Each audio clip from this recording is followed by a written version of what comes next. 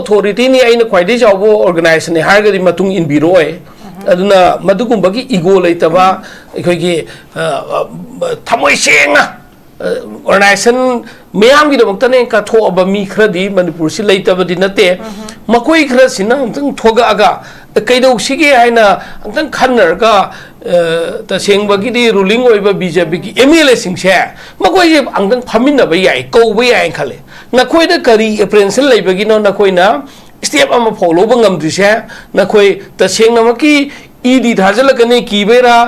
नत्रगन CBI थाजलकनी कीबेरा नत्रगन BJP दगी तांथोरा दी आतोपा दोलदा बोल एपद बोल कारोई कीबेरा नत्रगन नखोई मथंग मक कई स्टेप ज करी गिद मुतन नखोई ना सनै फुनै न द मणिपुर प्रजादा कंफ्यूज लली से हाइबमा हाइब चंगबै खली मदु हाइब ngam dragana अखोई कांग्रेस नदी अखोइना नखोई BJP के MLA सिंहना सरकार थादोक ngamdrena हाई कोर्ट के सुप्रीम कोर्ट चलगा नखोई सरकार इंथुबने न खनगनी न मसी मणिपुर PR लेरिबसी PR थमग सांगदोलिसी BJP सरकार ना मरुइना तौबनिना BJP पार्टी से अदुगा इंडिया की प्राइम मिनिस्टर होम मिनिस्टर से मखोई की मतकता अखोई मणिपुर मणिपुर प्रजा की राइट मंगलेना इंटरनेशनल फोरम सिंग फाउबी इवन चलगा इंटरनेशनल कोर्ट ऑफ जस्टिस कुंबा इंटरनेशनल फोरम द चलगा इंडिया सी डेमोक्रेसी चप लेबांगनी यम अचौब लेबांगनी ना मालेम की म्याम द कोइना नरेंद्र मोदी ना वेस्ट कोली लग कोइ चति चटपा अदुगा सोना मसागी स्टेट अमु ओइरिबा यामना इंडिया की मताइदा सिदाइदा और फॉरेन अतोप कंट्री सिंग बॉर्डर ताइनबा यामना मबुकनिंग सिना मणिपुर गुंबा अपिक स्टेट अमदा सही अनि मखाई मखोइना मेजॉरिटी फंगना सरकार सेमन बिदे कॉन्स्टिट्यूशन क्राइसिस मखोइना नमदन थमजली नेशनल हाईवे रे कोई फ्री मूवमेंट चप यानदे गवर्नमेंट अमगी तौफम थोप तौदे अना BJP हाइब पॉलिटिकल पार्टी अमदी लेब प्रेजेंट नरेंद्र मोदी अमित शाह मखोई से वर्ल्ड की कंट्री सिंग मखोई से बॉयकॉट तौबिगेरा नत्रगा मखोई मथक वायल विचार चथबिगेरा हाइना इंटरनेशनल फोरम अमदा अखोई अपील लौरगा मखोई इकाई पिबा मतम जौरे हाइना खले ताकजिगे ओजा कमाय येंग बेहन की MLA सिंग सिगी कोंगसेट सी कोई कमाय येंग बयाय हादि लेंगाक सेम खोंगथांग सी माइ पाक दौरिब्रा कमाय थमिनि ओजा खोंगसेट सी अखोई माइ पाक पे यम मालहनबा माइ पाक दौबदी यम मालहले की एक्टिंग से मणिपुर से तौदी ड्रामा लीला आर्टिस्ट ना मरांग काइबलमनिना मणिपुर से कल्चरल एक्टिविस्ट अदगी self style social worker self style scholar self style whatever self style से अदगा ड्रामा की मतंग से ड्रामा से दोंग नै अखोई मणिपुरी मैतेलोन इमालोन सिना हिंदी को मालेम लांगना फानंगम मोय वरम अखोई की एक्टिंग ड्रामा जी हाई बनी ना को अदो मसीदा हाई रिप ड्रामा से BJP की MLA BJP वर्कर BJP की मीटिंग से मसीदा खरे हेंजन हाई रे अतोप पॉलिटिकल पार्टी दगी होय BJP के चटन लेबा MLA सिंह अतोप पॉलिटिकल पार्टी दुसु एक्टिंग जी हाई मंदना मखोइना करम आइतो ना हंदक की थासी का माइतो लांथोक सिगे प्रजाद करी खुम सिगे खनबा लाकदे थासे कमाय तो लांथोक्सिगे मतम थाब दंगाय खुगी तामोना साइदु माइना ललुनबी की सरी सोनब दु माइना हायर मालहनंगाय खोनबदा मखोइ जम वारंगबनी MLA सिंसी MLA तनते MLA दी ओरे फॉर्मर मिनिस्टर ओइबदुसु फॉर्मर सीएम ओइबदुसु हौजिति MLA दा रेंग डाउन तौरे कुमदरे ना को अन लोइना MLA ओइना ट्रीट तौबिरगे BJP के MLAs BJP के सत्मिनरिबा MLAs BJP ने हाइजद्रसु BJP के चमानना येन थोंबदि चारो येन थोंबदा हापा हंगाम दुदि चागे हाइबा कांबु सिंदो हा येन की मचुमदे दुम फंगम हाउदम लोगे हाइबा कांबु मिनिस्टर गाइबा सिंदो अदुइ सिंदु चमाने मखोइना ड्रामा तौबसी प्रजा सिंगी इहौसे मूवमेंट से मसी कमाय तौरगी इंथोक से प्रजाना पामिसी प्रजाना नखोई सरकार सेम ngam सेमो सेम रगना PR कनो सी अखोगी असेंबली डिजॉल्व तौरो हाइबने को कांग्रेस को इनसो हाइग्रे नान यम ngन ममांग दगी ओइरोय सिगी MLA सिंगसी पार्टिकुलर ममिंग की वानते haujuk ji laiba makhoi khra se so called leader ne na pham pai saluri ba khra se makhoi gi sacrifice sam wat le sam na state ki BJP ki chief functionary oi ba BJP president nga si lofam to pa decision BJP manung dagi BJP MLA na Manipur thugai na nga hekpo matam da disciplinary action ama follow da ba se compromise raga adum ai gi manung ne la loire ai power par loire ikai bidra loire ikai da bana pugthal le na leibagi ne sarma oibra hai nam mayam na hangnari se ekhoi mogudi ekhoi chindagi de haining de adu handana tawbatabu adu ki handaba thakta praja singna ne makhoi jidi haina haira abasi pawda tumina khange party go no fail oi reko state ki BJP ki chief functionary singna lofam dokpa matam sana Manipur ki matang se lawdaba ji party go no makhoi fail oi re other hand center की BJP की national की party की leaders सिंगा Manipur की state की BJP state की chief functionary सिंग जी करीम भाव इज्जत तो भी दे मखोई ना है वो तभी दे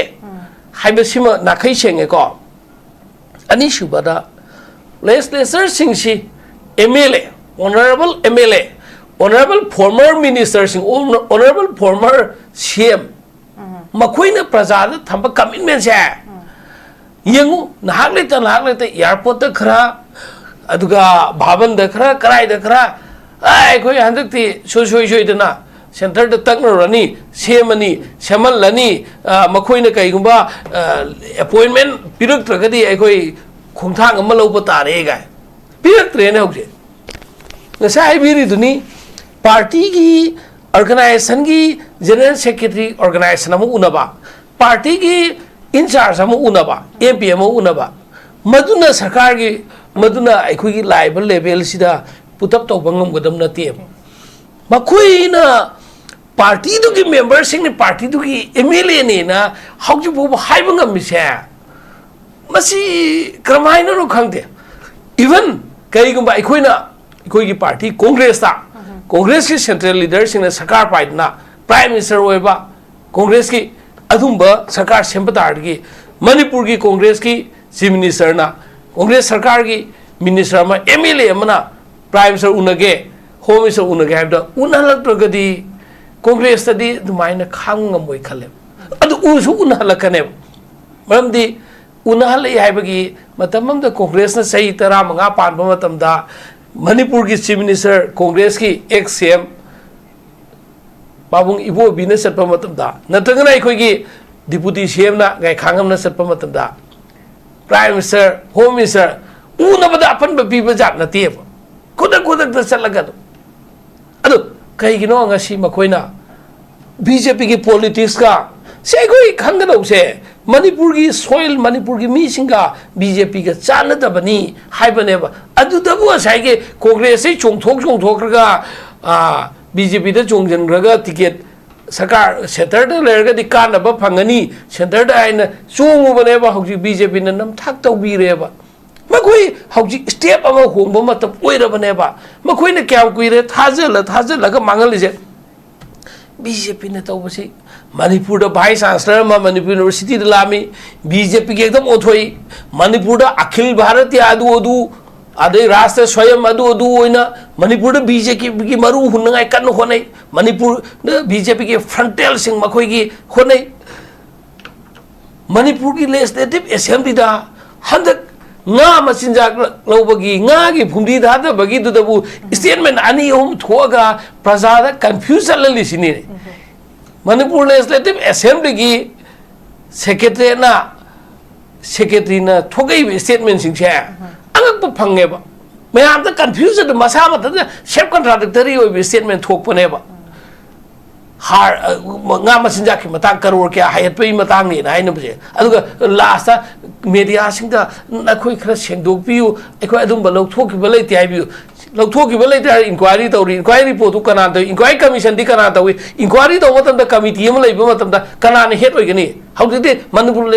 असेंबली से डिजॉल्व तौरगले सस्पेंड तौरगले बने अंडर सस्पेंशन ने केरानी गातने बतबुक सूरी दुदे सेक्रेटरी ने बदुदे असेंबली सेक्रेटरी ना अमने असेंबली ना अमने असेंबली की लीडर दे हाउस दी कोई स्पीकर नो ओइरिम ने असेंबली दी सस्पेंड अंडर सस्पेंशन ने सस्पेंशन द कनाना कमिटी जेबे फेरिंग तुरिंग न तोले अदु नरांग गन मगेंगो तामो न सु स्टेटमेंट हम पीरे लोग अयुतगी नन जुडिशियल मेंबर हापदबु अदुगी मत पॉलिटिक्स संसलग तो बहुना प्रभा कितंग कॉन्स्टिट्यूशन की गाइडलाइन सिंह जी सुबजा चनिंद्रबा कइनोबा मै तोइसे नते एडवोकेट जनरल की मतंग द तवे Tumin लेसले हौजिक manipur public service commission की chairman ओइबा मबु हापदम यादे न हापदी नते क्राइटेरिया दो मोइन हापनिंगबा xyz टू मी दुदी मखोय हौना बिनि पिक एंड चूज तौजो तौबदबु क्राइटेरिया rrd लाना तौगनोबा आइन की वांग मद तौबिगनो हौजिक मखोयना एमएलए सिंग हो चलगा दिल्ली दा कुन कुंठा चलगा खन्नरे फुगाइनरे ना मक सुथोगई अदुसु नत्ते ना मन सेंगदोरे दो अनि मंग पुन फामिनरगा सेंगदोरादि मोयजी फुनरम दो मांदे फुनरमसु यानरम दो माले खनगदम लेबा नाम खन सेंगदोरेबा होय अदु क्रायो फावबो ओइरिम नो हंगदे कइदोम गदम नो दय खोय स्वाइदगी हौखिबे एमएलए सिंगने अदुम खोय स्वाइगी एमएलए की स्टेटस से खोय दु खंगनेदना दिल्ली यो कमाय तो गदोगेना खोय याम फजन थांगतसबनेबा मखोयना नान फेब्रुआरी की अक्टोबर की डेट 8 संबित पत्र उनरे नॉर्थ ईस्ट इंचार्ज ने ना 10 ना बेल संतोष ने ना नेशनल जनरल सेक्रेटरी उनरे बिहार इलेक्शन है फावबा मणिपुर मी सिंह से जेल दा थमदोइब्रा बिहार इलेक्शन ले फावबा मणिपुर मी सिंह मै चांदोइब्रा बिहार इलेक्शन ले फावबा मणिपुर की प्रजा सिंह से इम्फाल दगी गुवाहाटी दिल्ली चतपै फ्लाइट टिकट से फ्री द पीरो ने फ्लाइट टिकट लुप चाम खतंग मणिपुर से इंडिया मनुग मई चागब स्टेट अमनी मकोई की खलगा फ्लाइट टिकट 1% 2% खतंग फ्लाइट टिकट डिस्काउंट तौर पीब्रा अदुसु कम पीद्रगदी अखोइना बिहार की इलेक्शन गाइदसी बिहार की इलेक्शन बीजेपी माइथीरगदी सरकार सेमुरोगे सिरबा नत्रखना मणिपुर सरकार चौकी सेमुकांदा बिहार की इलेक्शन माइथीरने कीदोइब्रबा बिहार इलेक्शन का मणिपुर द सरकार सेबग करी मरी लेनगे हैबनिदा स्टेट टोंगा लेबा अदुना ताकपदी मखोइ सरकार सेमनिंगदे सेमंगमोय हैबने बिहार इलेक्शन लोइरनी बीजेपी माइथीबे याय अदुइ मतुंगदगे अमका गायखो युमथंग लेबा असम की इलेक्शन ले हायरने असम की इलेक्शन मंगाइगद्रा असम की इलेक्शन के मथंग अतोप स्टेट की लाकनी स्टेट कुनकुंठा से रोटेशन दे इलेक्शन हम लाइनेबा असम की इलेक्शन बिहार की इलेक्शन लई हाइना हाइबगी महुता मणिपुर की सिचुएशन जिदा कोई सरकार सेबा उपाय लेते ngमदो मानदे नत्रगना ngमखिरोय था नि दो अहुम दो मंगा दो हाइना नाखैसिंग हाइबे यादब्रा अदुदी प्रजादा ताटोबा तौसन्नबा अमनेबा अना अखोइगी वाखंददी हौजिक मणिपुर प्रजा से इंदा नंगाइगी सुम इरांग हौदा नंगाइगी प्रजा लांगत नंगाइगी एमएलए सिंग फजन नेना ताना फमुंगदा यहिप तानबा नुंगाइनगै नमक्ता लंबी सोक्ता प्रजा थोगा लांगदी मकोई टियर गैस कापतन कोदम प्रजा की मूवमेंट तो वाटर कैनन कापसन तौदो मोइचु तुंबा नुंगाइते गेट थिलकनी न मकोइना मदुगी दमक्ता दिल्ली दमक्ता थानी मनुंगदा अहु मनुंगदा सरकार सेमनगाई होनरनी न चटपुक ओइना थोई अना मदुगी drama सिदे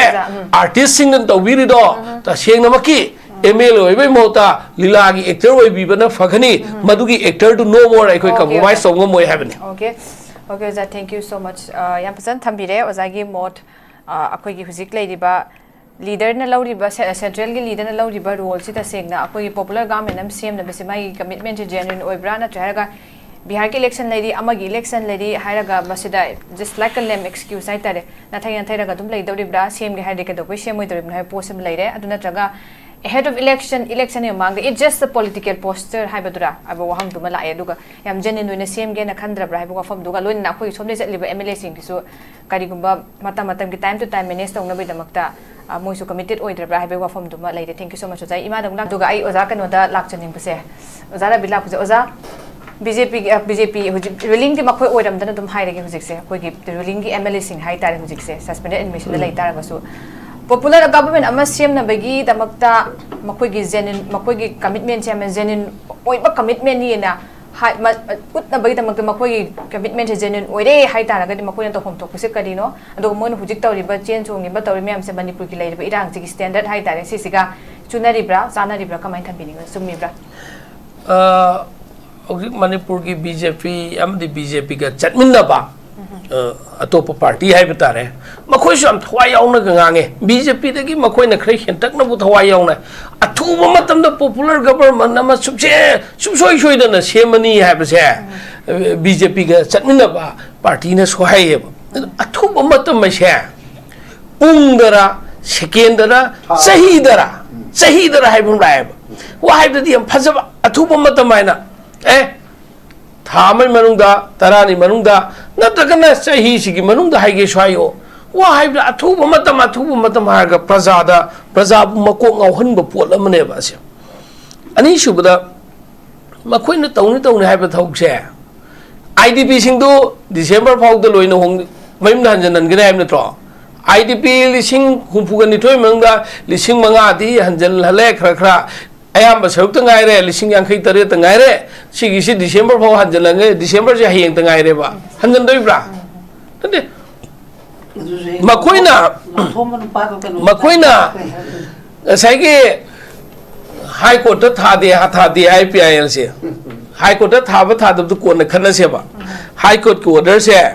si dilarna, Supreme Court na order dah apa Manipur sekarang ini inbidra apa Manipur gilam ne ba. Local self government की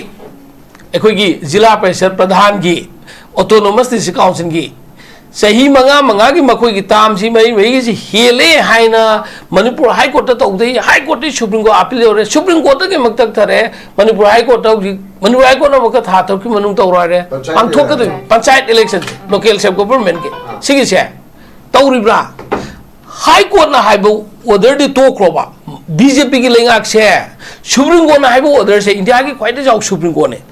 हौजे हाई कोर्ट थारा सेवा नेशनल हाईवे फ्री मूवमेंट की ने रिपोर्ट कौने अदु तौनी था खर संगनी अदई लास्टा present law and order situation सिना खुदक हांगम दबनी हाई दे सही अदुम खर संगने बा खुमक कदोई ने सुमा कोई सरकार सिने बा BJP की सरकार सिने खुमक कदोई ने बा चीफ सेक्रेटरी खुमक कदोई ने बा मणिपुर की हाई कोर्ट ने ताबु ऑर्डर दी नाक्तंग थम गिजे बा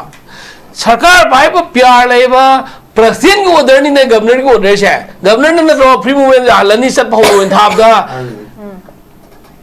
इरान ठोकतना चलन मंगमदना तौखिदा नते सिदा क्लियर पिक्चर में उरम नत्रो सरकार से की अशोनबा लॉ एनफोर्समेंट एजेंसी की मपांगल कंजतबा अशोनबा गवर्नर ना हाई की बुआ गवर्नर ना चीफ सेक्रेटरी ना गवर्नर ने सब पे आ रही ने चललगा माइथीरबने मखोय अदु देखो ना हाई कोर्ट थारगा हा हाई कोर्ट तो रोई साइम नते सुप्रीम कोर्ट तो रोई साइम नते बार एसोसिएशन की लॉयर टीम हम जो नालवाई सुप्रीम कोर्ट तक कोई बार एसोसिएशन की दगी तौरगा सुप्रीम कोर्ट का केस से नब सब खिबल लेबने बा मोई की लेवल तो करम थाइट करम आई चौरिम रही हम हाई जरोई के अदुम उकिल सिंह जो साइड हम दो होन बद तुम लेबने बा हाई कोर्ट बार एसोसिएशन की सोयंगनी सुप्रीम कोर्ट आना सतना इरांग से मनुंगा तौब खरा सुदुम लेबने बा मदुसो हाई कोर्ट नत्रगा सुप्रीम अंबादगा ताजी अखोय उकिल अखोय न पैसा पिरगा अखोय की कंट्रीब्यूशन दुना सेटलिमने बा को अखोय उकिल अखोय की कंट्रीब्यूशन अखोय सुरो तौदेदी ये जे पार्टी की दोगान थमो उकिल मोइनदी सो तौदेदे हाइबिगनु अखोय की कंट्रीब्यूशन ने बा सेक्रेटरी प्रेसिडेंट मिहुत खरा थारी दो पैसा अखोय पिरिमने बा को अमका हौजि की हाईवे मतंग से गवर्नर ने माइथी रबनी गवर्नर ने माइथी तो सेकेंड एते मा तौद्रबने बा अदुदी येंगबीरसे कांग्रेस एमएलए मंगाना स्टेट क्लेम तौबा सरकार सेंगै ने तौबा यादब्रा है होय सुम हाइरकपदो फजैये हाइबिरिदो इंडिविजुअल मियम सु तौबा या एमएलए सुरोइदब मसो तौबतबो हाइबि याइना हाइबदा मयामना नोकनगनेबा मरमदी अखोई सीट उम्बू की मनुंगा मंगा खक लेबाइसे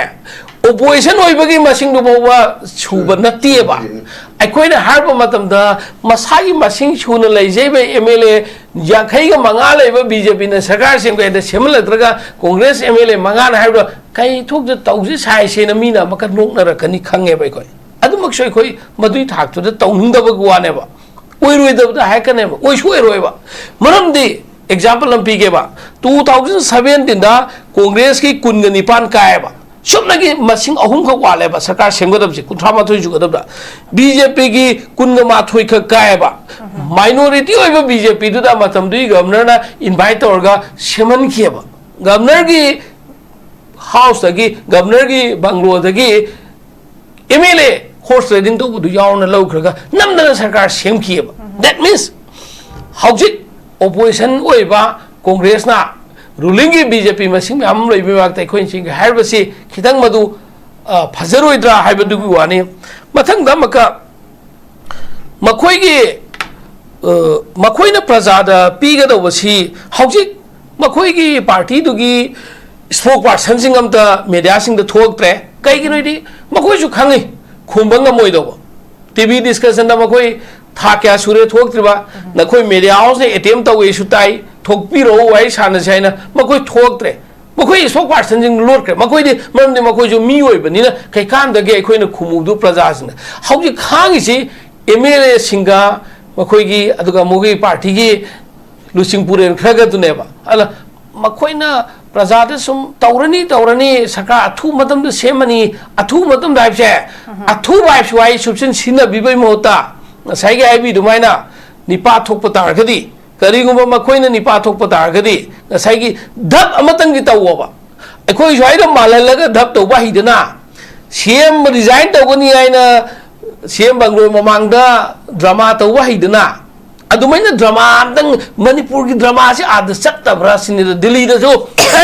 akoi upai le tade koi option na topam thi tare manipur dai koi airport ta chang banga maroi manipur bazaar na saw tare akoi di sarkar seman ngai ge hai ge lak pani noi na sembi roi do borde sum lai bo ta ge de akoi bjp da sum khoi lai dun kai kan do ge akoi step am long ne na khachik tang drama ki part amatang 1% amtang ek tawramo wa adudi da ek na swai da tawrame manipur da delhi yo khragana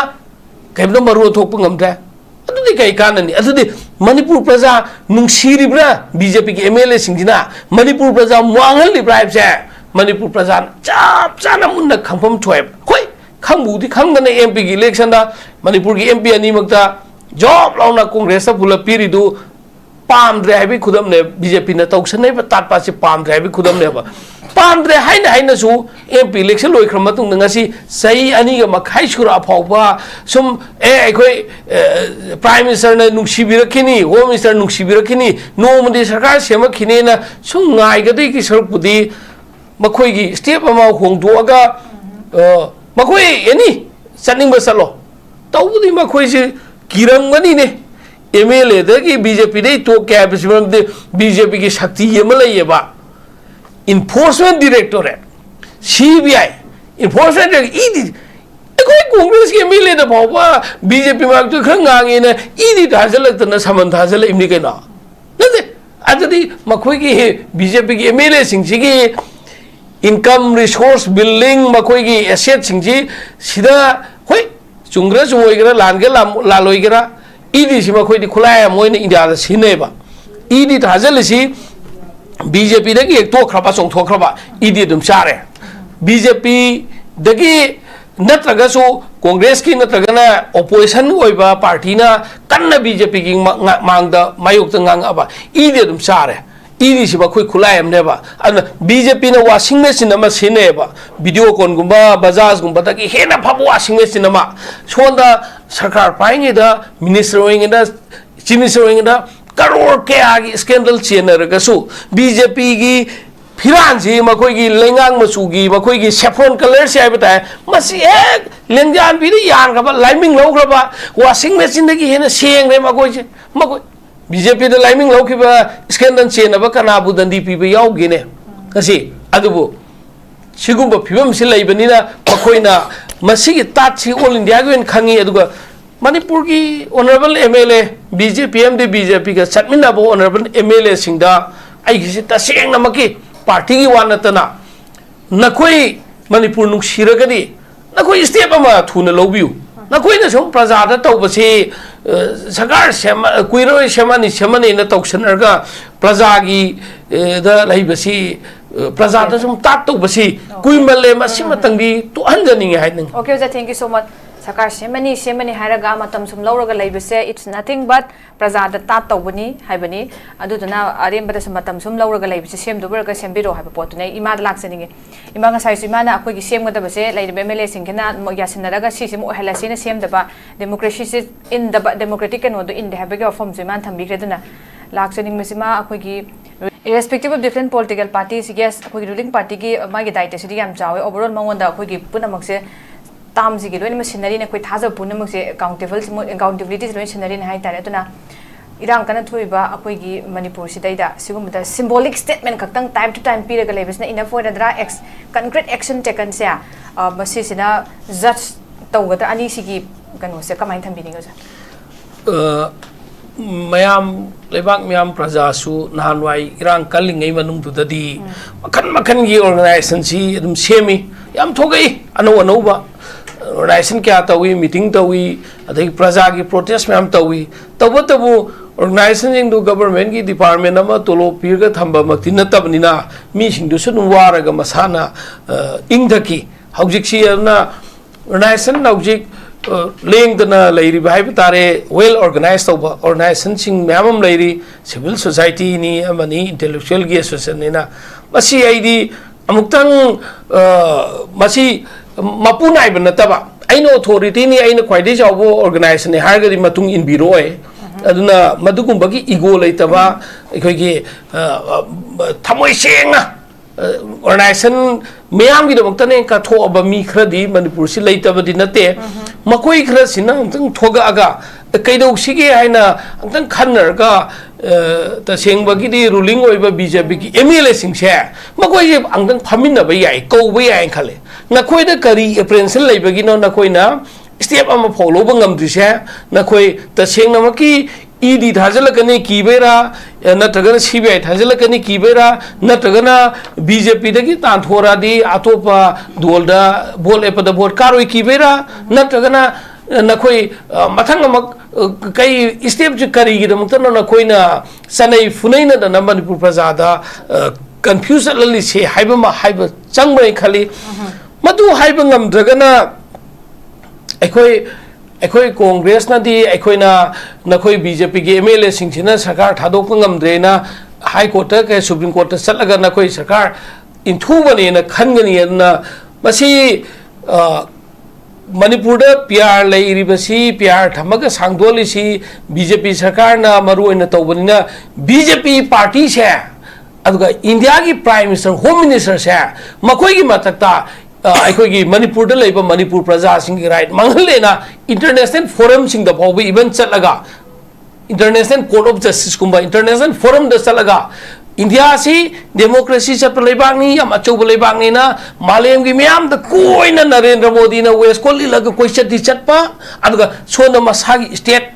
अमु ओइरिबा यामना India की मताई द सिदाई द foreign अतोप country सिंग border ताइनबा यामना मबुक नुंगसिना मणिपुर गुंबा अपिक स्टेट अमदा सही अनि मखाई मखोइना